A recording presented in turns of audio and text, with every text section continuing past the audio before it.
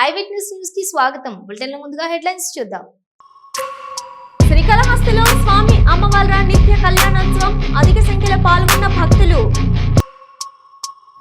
నిజామాబాద్ జిల్లా పోదర్ మండలం కల్దిర్కిలో ఇసుక అక్రమ రవాణా, అడ్డుకున్న గ్రామస్తులు. అనుమతులు లేకుండా షెడ్ల నిర్మాణం, అక్రమ నిర్మాణాలను కూల్చివేసిన హైడ్రా అధికారులు. హైడ్రాపై ప్రజల్లో పెరుగుతున్న నమ్మకం, స్వచ్ఛందంగా ప్రజావాణి ఫిర్యాదుల వెల్లువ. కాకినాడ టౌన్ హాల్ సెంటర్ నందు ట్రాఫిక్ పై అవగాహన కార్యక్రమం, ట్రాఫిక్ రూల్స్ తప్పనిసరిగా పాటించాలని సూచన. కూకట్పల్లి జోన్లో పలు అభివృద్ధి పనులను పరిశీలించిన జిహెచ్ఎంసీ కమిషనర్ ఆర్వి కర్ణన్. ప్రజలకు ఇబ్బందులు తలెత్తకుండా చర్యలు తీసుకోవాలని అధికారులకు ఆదేశం. బాలాపూర్ పోలీస్ స్టేషన్ పరిసర ప్రాంతాల్లో ఇల్లీగల్ పాకిస్తానీలు, అక్రమ వలసదారులను వెనక్కి పంపాలంటూ బీజేపీ ధర్నా. రైతులు పండించిన ప్రతి ధాన్యం గింజను ప్రభుత్వం కొనుగోలు చేస్తుంది, మంత్రి కొలుసు పార్థసారథి వెల్లడి. కార్మిక నాయకులతో మంత్రి సమావేశం, సమ్మె ఆలోచన విరమించాలన్న పొన్నం ప్రభాకర్. నిజామాబాద్ జిల్లా బోధన్ మండలం కల్దుర్కిలో ఇసుక అక్రమ రవాణాను నిరసిస్తూ గ్రామస్తులు ఆందోళన చేపట్టారు. ఇసుకను అక్రమ రవాణా చేస్తున్న టిప్పర్లను అడ్డుకున్నారు గ్రామస్తులు. కల్దుర్కి, సిద్దాపూర్, ఖండగావ్ నుంచి ఇసుక తవ్వకాలు, అక్రమ రవాణా నిలిపివేయాలని రైతులు మరియు గ్రామస్తులు డిమాండ్ చేస్తున్నారు. ఆఫీసర్లకు చెప్పలే, ఇప్పటివరకు ఎవరెవరు చెప్పారు? ఇప్పటివరకేమో అందరికి ఫోన్ చేస్తున్నాం, ఇట్లనే ఆపుతున్నాము. ఎవరు వాళ్ళకి డబ్బులు కడుతున్నారు, తీసుకెళ్తున్నారు. ఎవరు ఆపితే వాళ్ళకి డబ్బులు ఇస్తున్నారు, తీసుకెళ్తున్నారు. అంటే ఇప్పుడు ఇసుక అవసరం కదా సార్, ఇదంతా డీడీ కట్టి ప్రభుత్వం తీసుకుపోతుంది కదా సార్. మరి డీడీ కొన్ని నడిపాలి అన్ని అంటే ఇప్పుడు ఇన్ని రోజులు ఎంపీ ఉండే నడిపించుకున్నారు. ఇప్పుడు బోర్లు ఎత్తిపోతే వాడు తాగడానికి నీళ్ళు, మంచిలోకి తీసుకెళ్ళిపోతే తాగడానికి నీళ్ళు ఉన్నాయి. ఈ మా ఊరు నుంచి 7-8 విలేజ్ నీళ్ళు తాగుతారు. అక్కడనే బోర్ల దగ్గర విలేజ్ దగ్గర బోర్ల దగ్గర నీళ్ళు నింపుతున్నారు. నీళ్ళు వెళ్ళిపోయిన అక్కడ ఏం చేస్తాం? అంటే ఈ సమస్య గురించి ఆఫీసర్లకు చెప్పి రాలేదా ఇప్పటిదాకా? ఇంకా మోస్తారు చెప్తున్నాము, మోస్తారు ఇట్లా నడుస్తున్నది. పోలీసులు వస్తున్నారు, వదిలేస్తున్నారు, ఇట్లా పెడుతున్నారు, నడుస్తూ ఉంటున్నది అంతా. సంధ్య కన్వెన్షన్ సెంటర్ పక్కన ఉన్న అక్రమ నిర్మాణాలను కూల్చివేశారు హైడ్రా అధికారులు. Gachibowli food corporation of India కాలనీలో నూతనంగా షెడ్లు ఏర్పాటు చేశారు అక్రమదారులు. షెడ్లకు అనుమతులు లేకపోవడంతో కూల్చివేశారు హైడ్రా అధికారులు.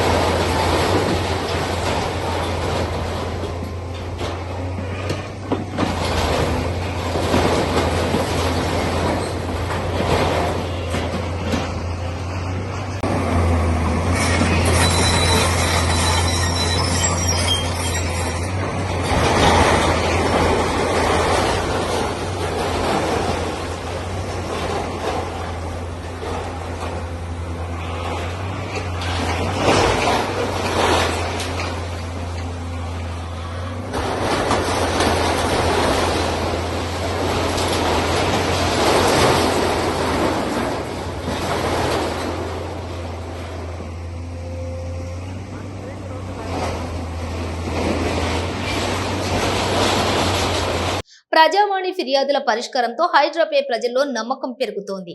దశాబ్దాల సమస్యలకు రోజుల్లో హైడ్రా పరిష్కారం చూపడంతో ప్రజలు స్వచ్ఛందంగా ముందుకు వస్తున్నారు. ప్రభుత్వ భూములు, ప్రజా అవసరాలకు ఉద్దేశించిన స్థలాలు, చెరువులు, నాలాల కబ్జాలను చూసి తమకెందుకులే అనుకోకుండా హైడ్రా ప్రజావాణి కార్యక్రమానికి వచ్చి ఫిర్యాదులు చేస్తున్నారు. రహదారిపై ఉన్న ఆటంకాలను వదిలేసి చుట్టూ తిరిగి వెళ్లేవారు ఇప్పుడు ప్రజావాణిలో ఫిర్యాదు చేసి రాజమార్గంలో ప్రయాణించాలని చూస్తున్నారు. సోమవారం హైడ్రా ప్రజావాణి ఫిర్యాదుల్లోని బాధితుల కంటే సామాజిక కోణంలో ఆలోచించే వారే ఎక్కువ సంఖ్యలో ఉన్నారు. మొత్తం 54 ఫిర్యాదులు ప్రజావాణికి వచ్చాయి.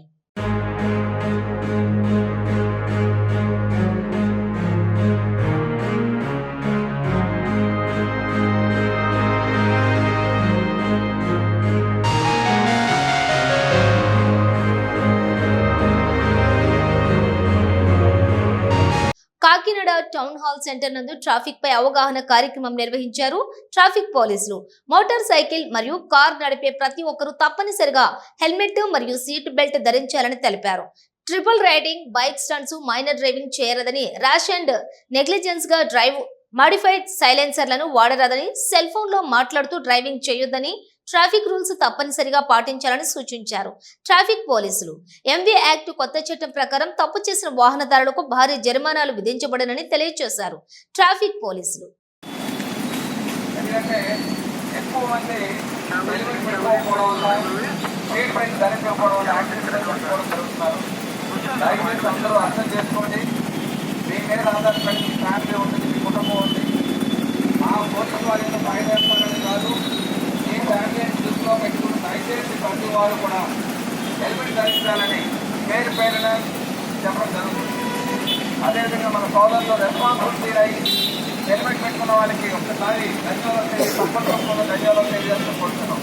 ఎందుకంటే దీనికి ఆదర్శంగా తీసుకుని ఒక పెట్టుకుంటే వాళ్ళ ఫ్యామిలీ రక్షించుకుంటాం.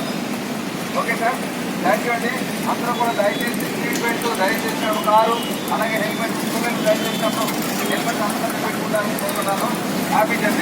కూకట్పల్లి జోన్లో పలు అభివృద్ధి పనులకు జీహెచ్ఎంసీ కమిషనర్ ఆర్వి కర్ణన్ మంగళవారం పరిశీలించారు. ఐడిఎల్ చెరువు నుండి కూకట్పల్లి బస్ డిపో వరకు ఎస్ఎన్డిపి ద్వారా చేపట్టనున్న నాలా పరిశీలించారు. మూసపేట్ మెట్రో వద్ద వాటర్ స్టాగ్నేషన్ పాయింట్ ను చూశారు. వర్షాకాలంలో ప్రజలకు ఇబ్బందులు తలెత్తకుండా చర్యలు తీసుకోవాలని అధికారులను ఆదేశించారు.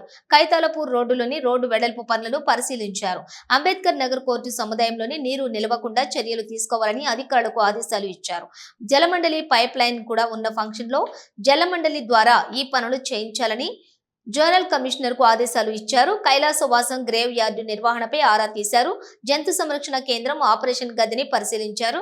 కుటుంబ నియంత్రణ శస్త్రచికిత్స చేసిన కుక్కల గుర్తింపుగా ఏ చర్యలు ఉన్నాయని వివరణ కోరారు. షాపూర్లో మల్టీపర్పస్ ఫంక్షన్ హాల్ నిర్మాణ పనులను పరిశీలించారు. Gajula Ramaram GHMC sports complex urban forest park సందర్శించారు.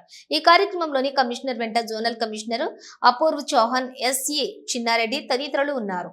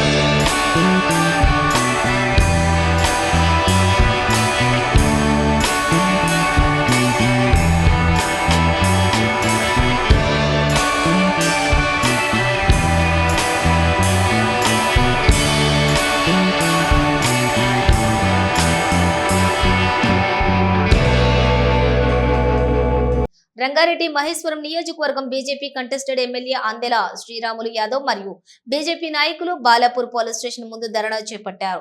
Rachakonda commissionerate Balapur police station పరిధి పరిసర ప్రాంతాల్లో ఇల్లీగల్ పాకిస్తానీలు మరియు రోహింగ్యాలు ఉన్నారంటూ ధర్నా చేశారు. కాంగ్రెస్ ప్రభుత్వం తెలంగాణ రాష్ట్ర పోలీసుల శాఖ వెంటనే విచారణ జరిపి గుర్తించాలని డిమాండ్ చేశారు. అక్రమంగా ఉంటున్న వారికి వాహనాలు, రేషన్ కార్డులు, ఆధార్ కార్డులు ఎలా వస్తున్నాయని శ్రీరాములు యాదవ్ ప్రశ్నించారు. హైదరాబాద్ ఎంఐఎం ఎంపీ అసదుద్దీన్ ఓవైసీ దీనిపై ఎందుకు స్పందించడం లేదు అని బీజేపీ నాయకులు ఆరోపించారు.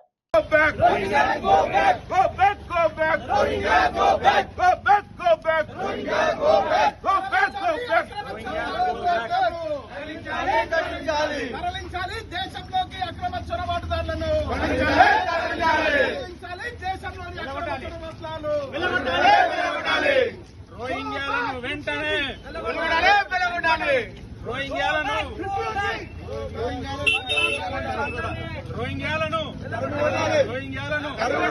దేశంలోంచి రోహింగ్యాలను नहीं गाड़ी का जिसका है उनके जन का ही गाड़ी जो पुलिस वाला पकड़ लिया था हम बस्ती में फिर के बेचता हूँ ऐसे उन्हें ला के दिया अभी फिर से बेच रहा हूँ वाला అకాల వర్షాల వల్ల రైతులు ఇబ్బంది పడకుండా రైతులు పండించిన ప్రతి ధాన్యపు గింజను ప్రభుత్వం కొనుగోలు చేస్తుందని తెలిపారు మంత్రి కొలుసు పార్థసారథి. ఒకవేళ ధాన్యం తడిసి రంగు మారినప్పటికీ వాటిని కొనుగోలు చేయమని అధికారులకు ఆదేశాలు ఇచ్చారు. రైతుకు నష్టం రాకుండా రాష్ట్ర ప్రభుత్వమే ఆ నష్టాన్ని భరిస్తుంది. ఇంకా ఎక్కువగా ఉంటే కేంద్రం కూడా సహాయం చేస్తుందని తెలిపారు మంత్రి కొలుసు పార్థసారథి. ప్యాడీ ప్రొక్యూర్మెంట్ లో ప్రొక్యూర్ చేయలేదనే కంప్లైంట్స్ రాకోకుండా అధికారులు తగు చర్యలు తీసుకోమని చెప్పేసి కూడా ముఖ్యమంత్రి గారు చాలా స్పష్టంగా చెప్పారని చెప్పేసి మనం చేస్తాం. ఈ డిస్కలర్ ఎందుకంటే వర్షాలు వచ్చినప్పుడు కొంత రంగు మారటం అనేది ఎప్పుడు జరిగేదే. రంగు మారినా కూడా ధాన్యాన్ని పూర్తిగా కొనమని చెప్పేసి ముఖ్యమంత్రి గారు స్పష్టంగా ఆదేశాలు ఇచ్చారు. ఏ రైతు కూడా రంగు మారితే భయపడాల్సిన అవసరం లేదు. వారి ధాన్యాన్ని ప్రభుత్వం కొంటదని చెప్పేసి కూడా మనం చేస్తా ఉన్నాను నేను. ఒకవేళ లాస్ ఈ వర్షాల మూలంగా లాస్ తక్కువ ఉంటే గనక అది రాష్ట్ర ప్రభుత్వమే భరిస్తుందని చెప్పేసి, అదేవిధంగా పెద్ద ఎత్తున నష్టం ఏదైనా జరిగి ఉంటే గనక ఈ డిస్కలర్ ద్వారా కానీ వేరే ద్వారా కేంద్ర ప్రభుత్వ సహకారం కూడా తీసుకుని నష్టపరిహారాన్ని అందిస్తామని చెప్పేసి ముఖ్యమంత్రి గారు చెప్పారు. కాబట్టి రైతులకి ఎటువంటి ఇబ్బంది లేకుండా ఈ ప్రభుత్వం అన్ని చర్యలు తీసుకుంటుందని చెప్పేసి మనం చేస్తాను. మినిస్టర్ క్వార్టర్స్ లోని ఆర్టీసీ ఐఎన్టీయూసీ కార్మిక సంఘం general secretary Rajireddy, vice chairman Abraham తదితర కార్మిక సంఘం నేతలు మంత్రి పొన్నం ప్రభాకర్ గౌడ్ ను కలిశారు. ఆర్టీసీ సమస్యలపై ఆర్టీసీ సంఘాలు మంత్రికి వివరించారు. ఆర్టీసీ ఇప్పుడిప్పుడే కోలుకుంటుందని సమ్మె ఆలోచన విరమించుకోవాలని కోరారు మంత్రి పొన్నం. ఆర్టీసీ సమస్యలను ముఖ్యమంత్రి దృష్టికి తీసుకుపోయి సమస్యలు పరిష్కారం దిశగా చర్యలు తీసుకుంటామని, ప్రజా శ్రేయస్సు దృష్ట్యా ప్రజలకు ఇబ్బందులు కలగకుండా ఆర్టీసీ సమ్మె ఆలోచనపై విరమించుకోవాలని మంత్రి కార్మిక సంఘం నేతలకు తెలిపారు. కోనసీమ జిల్లాలో అదనంగా మరో 1,00,000 మెట్రిక్ టన్నుల ధాన్యం కొనుగోలుకు రాష్ట్ర ప్రభుత్వం అనుమతి ఇచ్చినట్లు జిల్లా జాయింట్ కలెక్టర్ టి.సి. నిశాంతి వెల్లడించారు. జిల్లాలో 2,00,000 మెట్రిక్ టన్నుల ధాన్యం సేకరణ లక్ష్యంగా ఇంతవరకు 1,02,000 మెట్రిక్ టన్నుల ధాన్యం కొనుగోలు చేశాం. మిల్లర్లు కూడా మద్దతు ధరకు ధాన్యం కొనుగోలు చేయాలి. తడిచిన ధాన్యాన్ని కూడా మద్దతు ధరకు కొనుగోలు చేస్తామని ఆమె అన్నారు. ఒక నెలకు 3 సిలిండర్ ఉచితంగా ఇవ్వడం జరుగుతుంది. 3 months వన్స్ ఒక సిలిండర్ బుక్ చేసుకోవచ్చు. అలాగే ఇది సెకండ్ ఫేజ్లో కూడా ఇప్పుడు దాకా 30 lakh సిలిండర్స్ రాష్ట్రం మొత్తానికి కూడా ఇవ్వడం జరిగింది. అందరూ ఆనరబుల్ ఎమ్మెల్యేస్, పబ్లిక్ రిప్రజెంటేటివ్స్తో ఇది కోరడం ఏమంటే ఎప్పుడు కూడా ఆఫీసర్స్ కూడా ఎక్కడ వెళ్ళినా, ఏ మండలికి వెళ్ళినా ఎక్కడో ఒక చోట ఫ్రీ సిలిండర్ ఇవ్వడం జరుగుతుంది. సో అది చాలా మంచి పబ్లిసిటీ ఇవ్వాలి. ఇది ఎందుకంటే మంచి పథకం కాబట్టి అదందరికీ కూడా ఇది తెలియచేయాలి. ఎవరికైనా ఎందుకు దీపం 2 పథకం రాలేదు అని ఎందుకైనా రీజన్ వాళ్ళకి రిజెక్ట్ అయి ఉంటే వాళ్ళ నంబర్, ఆధార్ నంబర్ ఇస్తే అదికైనా కారణాలు కూడా మేము తెలియజేస్తాం. అండ్ శీఘ్రంగా ఒక IVRS పోర్టల్ కూడా వస్తుంది. అందులో ఏ ప్రజలకైనా ఏమైనా ఇబ్బంది ఉంటే ఆ IVRSలో వాళ్ళ నంబర్ ఫీడ్ చేస్తే వాళ్ళకి ఏమి దీపం 2లో ఎందుకు రాలేదు, డబ్బు పడలేదా, లేకపోతే దీపం 2 వాళ్ళకి పథకం రాలేదా అన్న కూడా విషయాలు తెలుసుకోవచ్చు. ఆసుపత్రికి వచ్చిన గర్భిణికి వైద్యం చేయాలని నర్సుకు మరెక్కడో ఉన్న వైద్యురాలు వాట్సాప్ వీడియో కాల్ ద్వారా సూచించడంతో వైద్యం వికటించింది. రంగారెడ్డి జిల్లా ఇబ్రహీంపట్నం నియోజకవర్గం కేంద్రంలోని ఘటన జరిగింది. ఇబ్రహీంపట్నం మండలంలోని ఎల్మినేడు గ్రామానికి చెందిన బుట్టి గణేష్ కీర్తిలకు 7 ఏళ్ల కిందట వివాహం జరిగిన సంతానం కలగకపోవడంతో ఇబ్రహీంపట్నంలోని విజయలక్ష్మి ఆసుపత్రిలో డాక్టర్ అనుషారెడ్డి దగ్గర దంపతులు వైద్యం చేయించుకున్నారు. ఈ క్రమంలో 5 నెలల గర్భిణిగా ఉన్న కీర్తికి నొప్పులు రావడంతో అదే ఆసుపత్రికి తీసుకుని వచ్చారు కుటుంబ సభ్యులు. ఈ సమయంలోనే వైద్యురాలు అందుబాటులో లేకపోవడంతో డాక్టర్ వాట్సాప్ వీడియో కాల్ ద్వారా చేసిన సూచనల మేరకు గర్భిణి కీర్తికి ఇంజెక్షన్లు ఇచ్చి నర్సు చికిత్స చేసింది. దీంతో వైద్యం వికటించి గర్భంలోని 2 మగ శిశువులు మృతి చెందారు. అనంతరం చికిత్సకు 30,000 చెల్లించాలని బాధితులను ఆసుపత్రి యాజమాన్యం డిమాండ్ చేసింది. మీ నిర్లక్ష్యం వల్లే కవల శిశువులు మృతి చెందారు, పైగా మమ్మల్ని డబ్బులు చెల్లించమంటున్నారు అంటూ ఆసుపత్రి వద్ద బాధితుల కుటుంబ సభ్యులు బంధువులు ఆందోళనకు దిగారు. ఇప్పటికే సంతానం కోసం 15 లక్షల వరకు ఖర్చు చేశామని, కవల పిల్లలు పుడతారని తెలిసి సంతోషంగా ఉన్న సమయంలో ఇలా వైద్యురాలి నిర్లక్ష్యంతో దారుణం జరిగిందని చెప్పి కుటుంబ సభ్యులు ఆవేదన వ్యక్తం చేశారు. దీంతో ఆసుపత్రికి వచ్చిన జిల్లా వైద్యాధికారి వెంకటేశ్వరరావు వివరాలు తెలుసుకుని ఆసుపత్రిని సీజ్ చేశారు.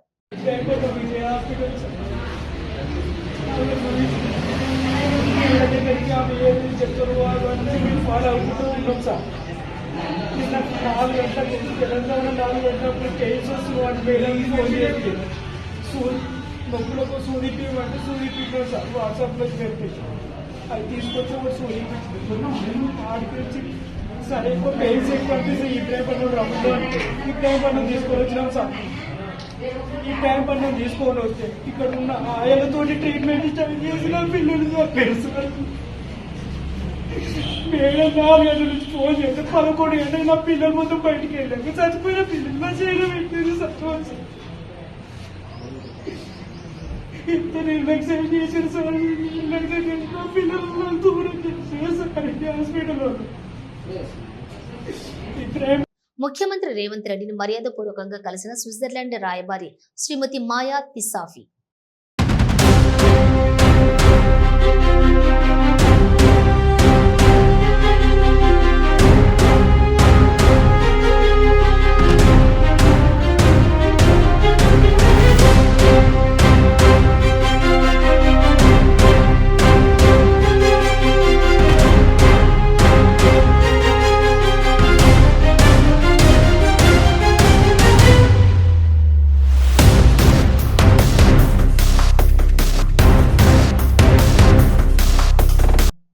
శ్రీకాళహస్తీశ్వర ఆలయంలో స్వామి అమ్మవార్ల నిత్య కళ్యాణోత్సవం సేన కన్నుల పండుగగా నిర్వహించారు. స్వామి అమ్మవార్ల కళ్యాణం చేస్తే తమ దాంపత్య జీవితాలు నిండు నూరేళ్లు సౌభాగ్యంగా నిలుస్తాయని కళ్యాణం నిర్వహిస్తారు. స్వామి అమ్మవార్ల ఉత్సవమూర్తులను కొలువుదీర్చి కలశ స్థాపన పూజలు జరిపి సాంప్రదాయ పద్ధతిలో కళ్యాణోత్సవ పూజలు జరిపారు. ఈ కార్యక్రమానికి అధిక సంఖ్యలో భక్తులు పాల్గొన్నారు.